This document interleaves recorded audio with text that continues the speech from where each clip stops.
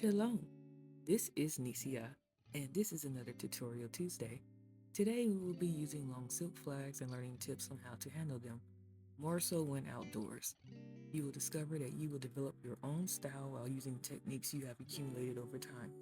This is what I love about flags because it brings out the creativity in you that you may not have even known were there. Now I'm talking about when you're one-on-one with Yahuwah Yahusha.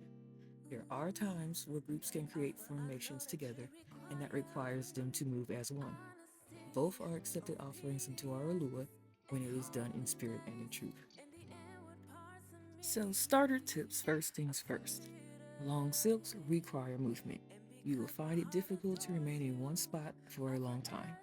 You will need to be able to extend your arms out and move long enough to allow your silk flags to flow out completely. When holding flags in general, you will need to be light on the way you handle them, as well as putting an emphasis on the wrist.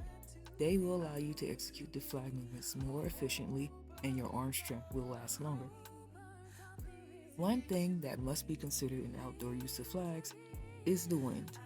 Wind can either enhance your worship experience or possibly shut it down. Living in the Midwest, I have to choose wisely when flagging outdoors. One thing wind can do for you is build muscle. If you are just starting with worship flags, you will more than likely find your arms sore the next day. But the good news is, over time, you will build your endurance. Consistency is key. Specifically for long silks, don't bother trying to avoid it. If you are outdoors and there is wind, you will get wrapped up. When this happens, it is okay. Simply unravel by reversing the move you did. This will prevent personal injury and damage to your flags. Remember to take your time. When you spin with the flag, I use a technique common to those who have dance in their background. I make a focal point to look at with each rotation, and it keeps the spin neat and me less dizzy. As I mentioned before, this move is commonly where you will get wrapped up. Simply reverse, and I'll show you some techniques to help you unravel later on. Incense offering is one of the more easier moves to start with. Your arms go up as incense going up unto the Shamayim, which is the heavens in English. Washing over is another beginner move, and the name came from what I was expressing to Yahusha at the time.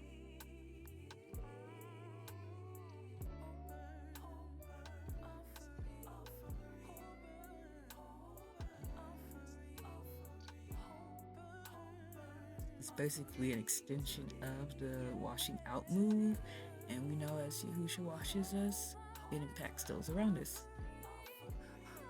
Wave offering, if you remember the first video I did of Tutorial Tuesday, this is just a revisit of how you would use it with the long silks. River flow was the name I came up with this move. It resembles like peaceful, calm streams that you would see on the river.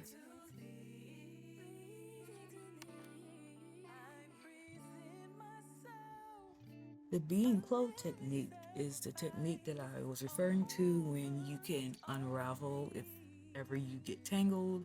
So you grab the other end of your long silk flag and it'll help keep you from tripping on your flags.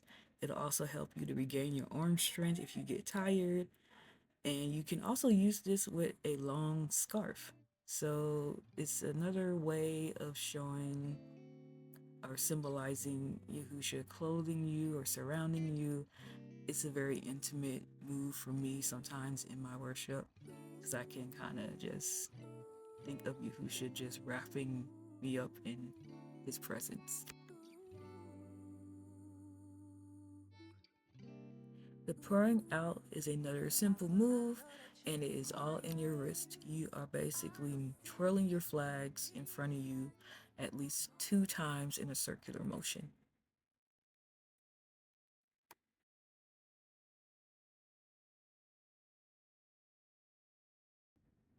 And the last move is the wave offering spin. Is pretty much showering out and the wave offering in one. Make sure you're not stepping on your flag and remember to use your focal point when spinning. And now to the freestyle worship.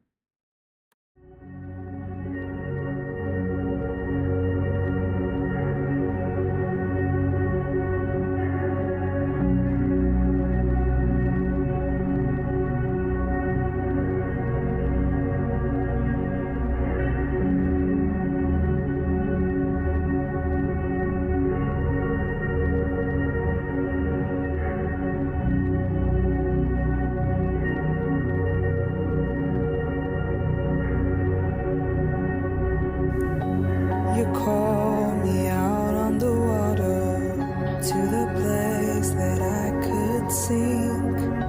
You said trust in me, my daughter. Put your faith and hope in me.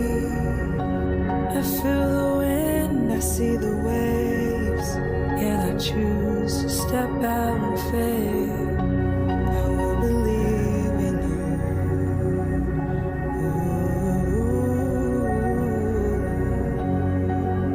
Though my first step may feel like I could slip, I hear the lies in my head, and I choose to silence them. I will not be shaken, I will not be moved. It's you who called me, so I trust in you.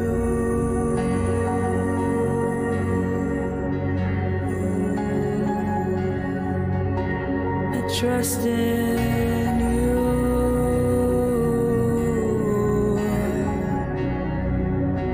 I trust in you.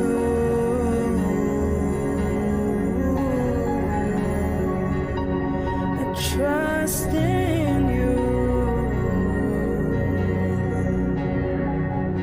Oh,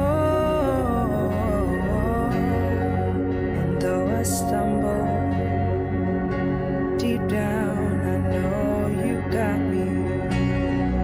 And when I'm tired and weak, I hear your voice encouraging me. You say, keep your eyes on me, and everything will be alright.